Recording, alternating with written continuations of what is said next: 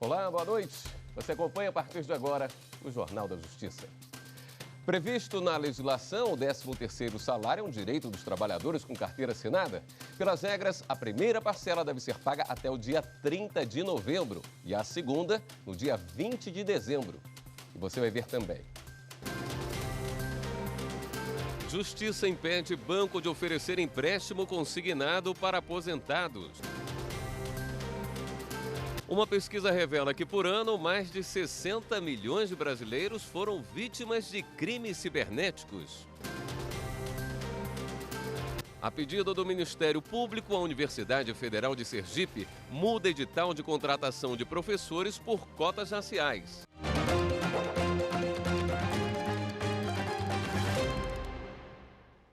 Termina neste mês o prazo para o pagamento da primeira parcela do 13º salário, um direito dos trabalhadores com carteira assinada.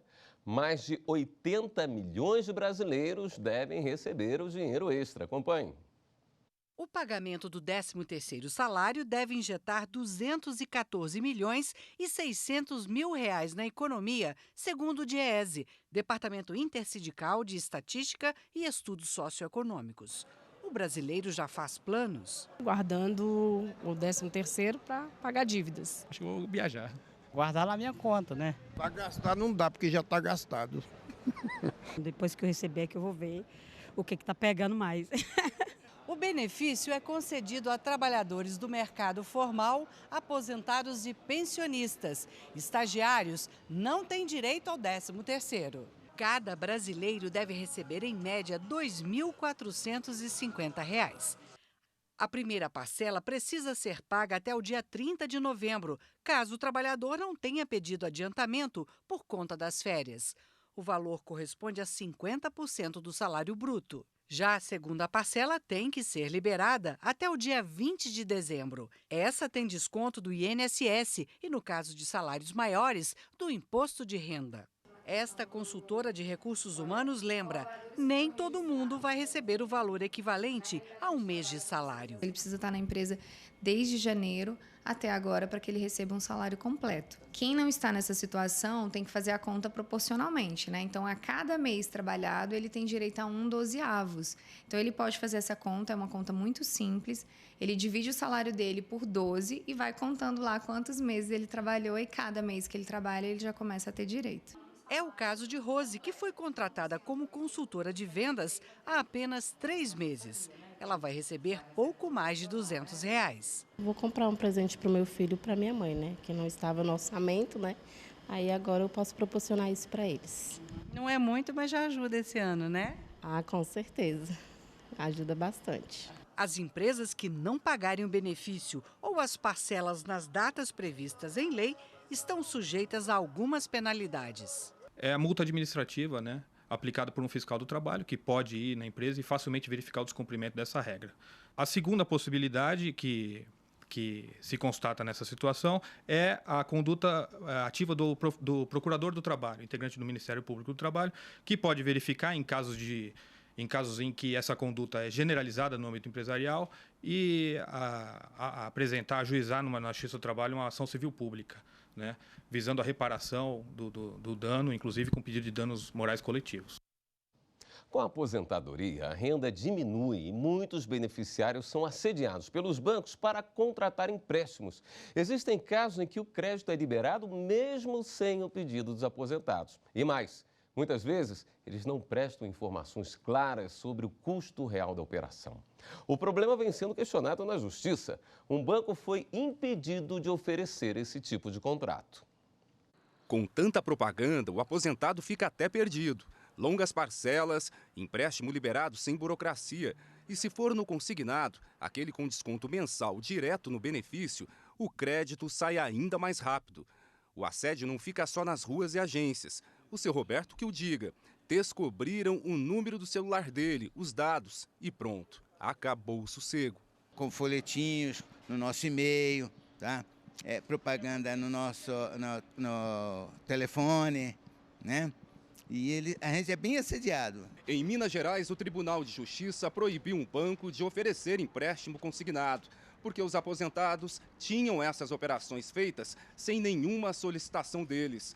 A ação foi proposta por um conjunto de entidades e pela Defensoria Pública. O principal argumento era de que o banco não agia de forma transparente e os aposentados foram prejudicados. Uma audiência foi marcada para o dia 19 deste mês, uma tentativa de acordo com a instituição financeira. Atualmente é possível comprometer até 35% da renda mensal líquida com o pagamento de despesas do consignado. E os juros não podem passar de 2,08% ao mês. O INSS vem adotando medidas para tornar o controle dos empréstimos mais rígido para os beneficiários da Previdência Social. As mudanças vieram neste ano, depois de muitas reclamações dos aposentados. São medidas que ajudam a combater fraudes e diminuem o assédio. Este advogado destaca o prazo de carência para liberar empréstimos para novos segurados. O chamado assédio das instituições financeiras oferecendo linhas de crédito só pode ocorrer a partir de 6 meses, decorridos 6 meses a partir do recebimento da carta de concessão do benefício, né? Antes disso, somente a partir do 3º mês, e deve o segurado beneficiário, aposentado ou pensionista, buscar a sua agência bancária, assinar o termo de consentimento, né? Deixando de forma inequívoca que é ele quem está buscando essa linha de crédito, ele que está buscando esse produto. Os bancos também devem prestar mais informações sobre outra modalidade de empréstimo, o cartão de crédito consignado, que tem parte da fatura descontada automaticamente todo mês do benefício. Esse desconto é limitado a 5% do valor total da fatura. O segurado só pode contratar o cartão se preencher um termo de consentimento esclarecido. Detalhe, ele precisa ser informado sobre todos os encargos adicionais da operação. Mas o que fazer se o banco não respeita essas regras?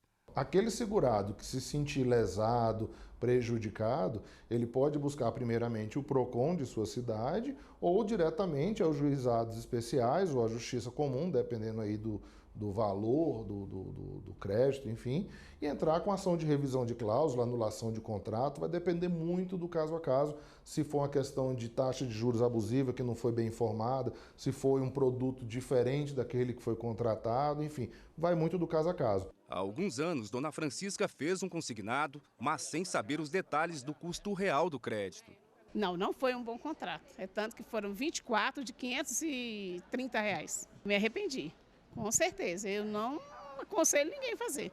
O bloqueio do benefício para empréstimo pode ser solicitado a qualquer momento e o banco que não cumpre as normas pode ter o contrato cancelado. Lembra do seu Roberto, no começo da reportagem, que reclamou bastante do assédio?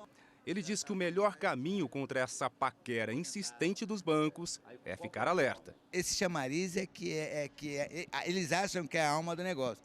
Mas eu sou um cara esperto, sou um carioca.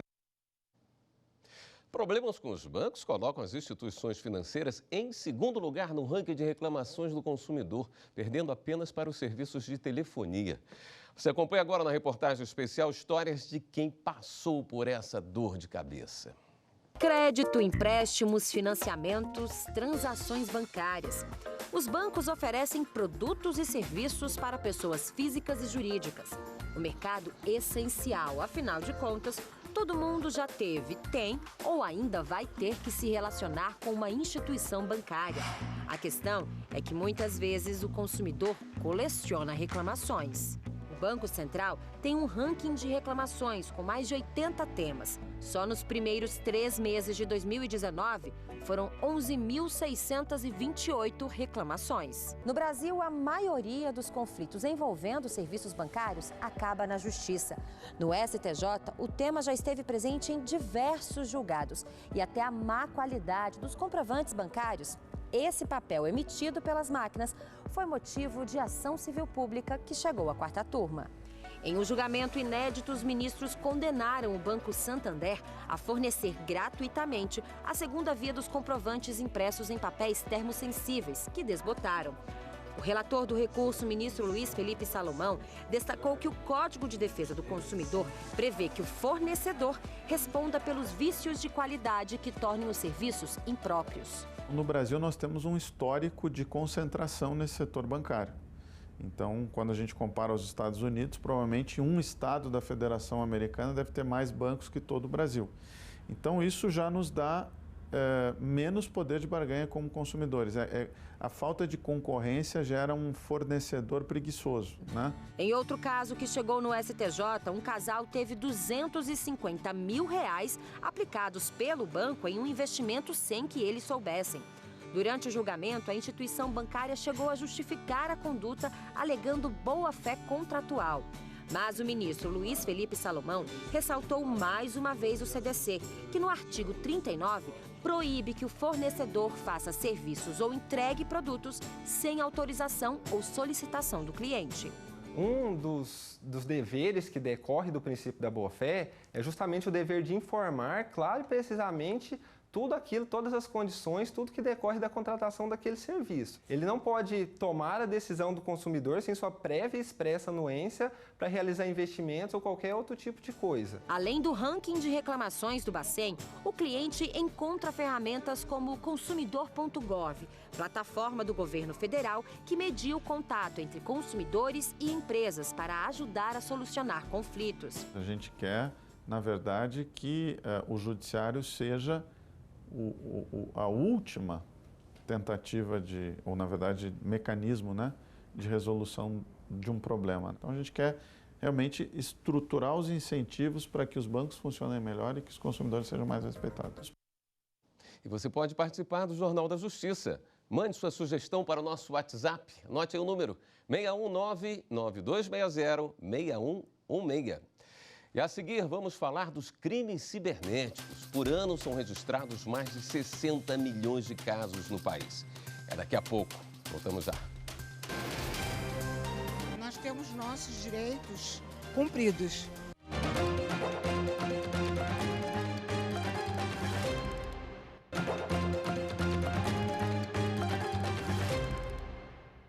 No país, os crimes cibernéticos prejudicam por ano mais de 60 milhões de pessoas, de acordo com um estudo divulgado pela empresa Virtual Symantec. Diversos casos envolvendo esse tipo de crime têm chegado ao Superior Tribunal de Justiça. Acompanhe. Todos os dias, milhares de pessoas são vítimas de fraude pela internet. Os golpes mais comuns são falso boleto, em sites de compra e venda e clonagem do WhatsApp. No golpe do falso boleto, o estelionatário entra em contato com o dono da fatura, se passando pelo banco ou empresa. Diz que vai enviar um segundo boleto com desconto. Quando o cliente faz o pagamento, descobre que o documento não é original. Em 10 anos, a Polícia Federal identificou mais de 700 mil fraudes bancárias. Algumas engenharias, né, em que os criminosos utilizam para tentar alterar aquele código de barra para poder colocar um código de barra do próprio criminoso, desviando assim o volume do montante do pagamento para uma conta de poder do criminoso. No golpe do site de compra e venda, a fraude que mais está fazendo vítimas é a do duplo anúncio. Funciona assim: o golpista encontra no portal de classificados uma oferta e entra em contato com o dono do produto fingindo ser um comprador. Com as informações e fotos do item oferecido, o farsante cria um novo anúncio para o produto, exibindo um preço bem mais baixo que o da oferta original. Seduzido pelo valor, o cliente faz a compra, mas não recebe o produto.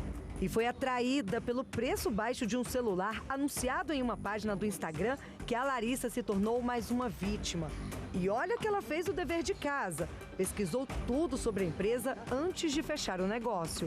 Eu tomei todas as precauções antes, pesquisei o CNPJ, fui no Reclama Aqui, não tinha nada na internet. Só que a loja existia, isso era fato, e que ela estava desde 2006. O Superior Tribunal de Justiça já julgou e decidiu que criar sites na internet para vender mercadorias com a intenção de nunca entregá-las é considerado crime contra a economia popular. Segundo a decisão, ao criar um site para vender produtos fictícios pela internet, os criminosos não têm a intenção de enganar vítimas determinadas, mas sim um número indeterminado de pessoas vendendo para qualquer um que acesse o site. Em outro caso, julgado pelos ministros do STJ, um empresário denunciado por induzir a compra pela internet de produtos que não eram entregues, teve negado o pedido para que fosse revogada a ordem de prisão. A gente tem uma parceria muito boa com a OLX, é onde acontece mais. E dentro da plataforma existe um local de denúncias de sites e anúncios fraudulentos. Comunique imediatamente a plataforma, é possível que ela tire do ar, e registre a ocorrência com todos os dados possíveis. A Polícia Civil do Rio de Janeiro cumpriu mandados de prisão contra pessoas suspeitas de roubar o comércio e caminhões de carga na região de São João de Meriti. Repórter Evelyn Araújo tem os detalhes. 4 pessoas foram presas. Elas estavam sendo monitoradas há 5 meses. Segundo as investigações, os suspeitos eram especializados em roubo de cofres. Com eles, a polícia encontrou diversos objetos dos crimes. Desde o início do ano, a Operação Tolerância Zero já prendeu 17 assaltantes. O Tribunal Regional Federal da Primeira Região, com sede em Brasília, negou o pedido de um homem que queria comprar arma de fogo. Os desembargadores entenderam que ele não cumpriu os requisitos legais para a posse.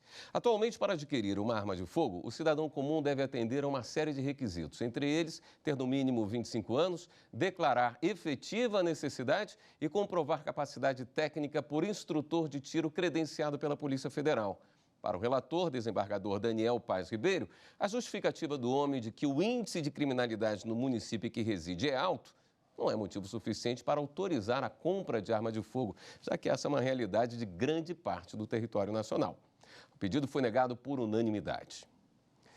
Depois de uma recomendação do Ministério Público Federal, a Universidade Federal de Sergipe mudou o edital de contratação de professores pelo sistema de cotas raciais. Ao lançar o concurso público para a contratação de professores, a Universidade Federal de Sergipe havia separado 20% do total de vagas para negros e pessoas com deficiência.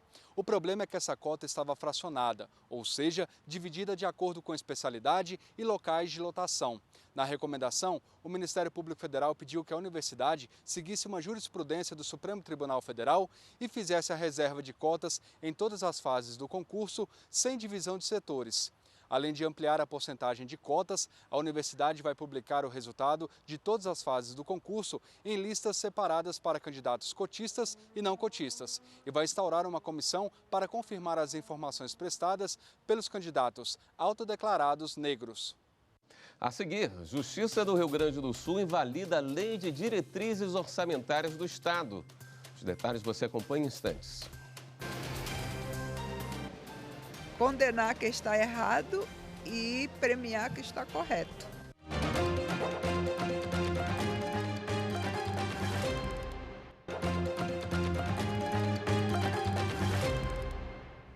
No Rio Grande do Sul, a Justiça considerou inválida a Lei de Diretrizes Orçamentárias do Estado para o ano que vem.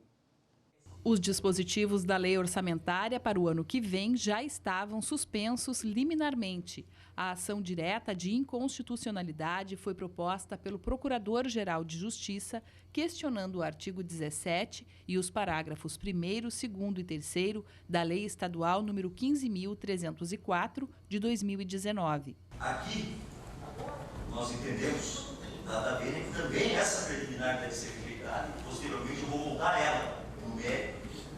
Porque isso é função precípua do Poder Judiciário.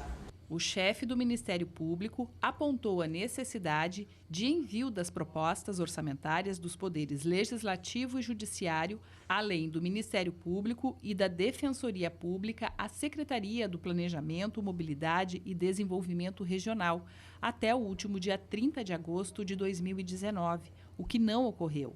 Na opinião do MP, houve imposição do Poder Executivo com afronta à separação dos poderes. O relator da ação, desembargador Marcelo Bandeira Pereira, afastou a alegação de impedimento suscitada pelo Poder Executivo. Destacou que os dispositivos questionados da lei ferem princípios da Constituições estadual e federal, ignorando a iniciativa privada e a autonomia administrativa e institucional de poderes e instituições. No mérito, julgou procedente a ADIM, referindo que a situação não é nova no Estado e que há precedentes jurisprudenciais no Tribunal de Justiça e no Supremo Tribunal Federal. Termina na próxima segunda-feira, dia 18 de novembro, o prazo para que o cidadão participe da pesquisa que vai ajudar na elaboração do planejamento estratégico do Supremo Tribunal Federal para os anos de 2021 a 2025. Qualquer pessoa pode contribuir mandando suas sugestões. Basta acessar a página do Supremo na internet, stf.jus.br. Entre os temas estão a redução do tempo de resposta pelo Poder Judiciário às demandas, a adoção do regime de teletrabalho e o uso de novas tecnologias. As informações serão reunidas em uma plataforma digital controlada pela Secretaria de Gestão Estratégica do Supremo. Chegou a hora de dar um giro na rede para saber as últimas notícias.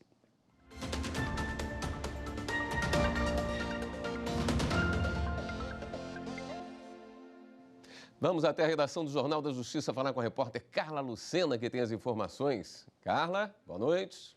Oi, William, boa noite para você, boa noite a todos que acompanham aqui o Jornal da Justiça. Vamos então ao giro de hoje. A gente começa falando da Operação Lava Jato. Olha só, a Força-Tarefa da Operação em São Paulo assinou acordo de leniência com a empresa Andrade Gutierrez. A previsão é de que mais de 200 milhões de reais retornem aos cofres públicos. O acordo tem relação com os atos ilícitos cometidos pela companhia em obras do metrô de São Paulo, da Prefeitura e outros órgãos entre os anos de 2004 e 2014.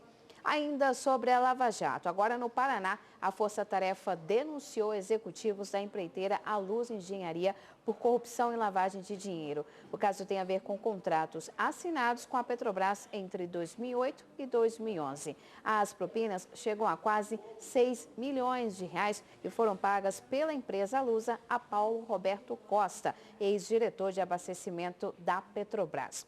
Bom, o Tribunal de Justiça do Rio de Janeiro manteve liminares e a concessionária Lanza vai continuar cobrando pedágio na linha amarela.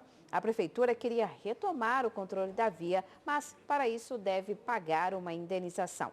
Na sentença, o juiz também disse que nada pode ser decidido antes de perícia técnica. E se caso depois dessa perícia ficar comprovado que o valor do pedágio é exorbitante, poderá então determinar aí a redução do valor. E já o Supremo Tribunal Federal invalidou uma lei do Pará que previa a redução de salário de um servidor que responde a processo penal. Segundo o relatório, o ministro Luiz Roberto Barroso, os princípios da presunção da inocência e da ampla defesa proíbem norma estadual com a previsão de redução de vencimentos ou de remuneração sem decisão condenatória transitada em julgado, ou seja, quando não cabe aí mais recurso. O caso foi julgado no plenário virtual e todos os ministros seguiram o relator. Bom, o giro fica por aqui. Se você é indicado aí de casa, não segue a gente ainda no nosso canal no YouTube, acessa lá, é TV Justiça Oficial. Boa noite a todos e agora vai com você, William. Obrigado, Carla. E o Jornal da Justiça termina aqui. Obrigado pela sua companhia e a gente reforça o convite. Mande seu recado, sugestão de reportagem para o nosso WhatsApp 61992606116. Uma ótima noite para você. Até amanhã.